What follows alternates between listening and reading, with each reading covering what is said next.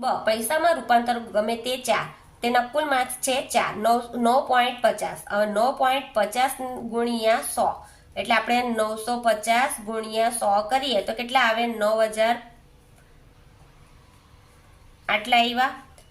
9,05,000 આવ્યા. અરે સોરી, 95,000. તો એમાંથી આપણે પોઈન્ટ એટલે બે સંખ્યા કાપીશું, એટલે આ બે સંખ્યા કાપીશું એટલે કેટલા આવશે? 950. 0.75 એટલે 4875 ગુણ્યા 100 એટલે કેટલા આવશે જવાબ? આટલો આવ્યો. હવે 2 પોઈન્ટ કાપવાના, 1 ને 2 એટલે આટલા કાપ્યા એટલે કેટલો જવાબ આવશે? 4,875. 6 રૂપિયા છે ને પૈસામાં એટલે 6 ગુણ્યા 100 એટલે કેટલા આવશે? 600 પૈસા. 15.50 તો 1550 ગુણ્યા 100 એટલે કેટલો જવાબ આવે? આ બે સંખ્યા ગઈ એટલે આપણો જવાબ શું આવશે? 15,000, 1,550. 30 પૈસા. 30 ગુણ્યા 100 પૈસા છે ને એટલે 30 ગુણ્યા 100 એટલે 3,000 પૈસા. ભાગાકાર કરો ગમે તે 4, એના કુલ માર્ક્સ છે 4.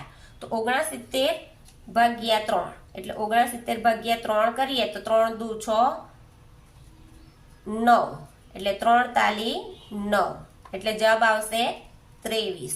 હવે 95 ભાગ્યા 5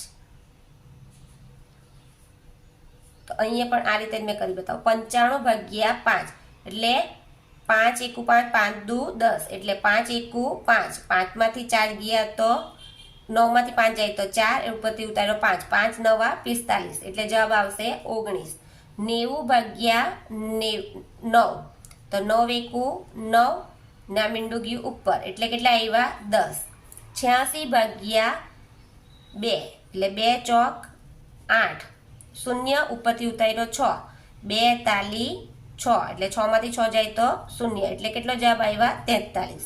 91 ભાગ્યા 7 તો 7 એકા 7, 7 દુ 14 એટલે 7 એકુ 7, 9 માંથી 7 જાય તો 2 ઉપરથી ઉતાર્યો 1, 7 તાલી 21 એટલે શૂન્ય એટલે આનો જવાબ આવશે 21.